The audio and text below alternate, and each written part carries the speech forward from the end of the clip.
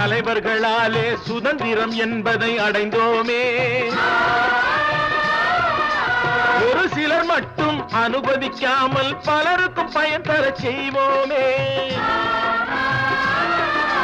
தியாகிகளான தலைவர்களாலே சுதந்திரம் என்பதை அடைந்தோமே. ஒரு சிலர் மட்டும் அனுபவிக்காமல் பலருக்கும் பயன் தர செய்வோமே. ஊருக்கு உழைச்சாலே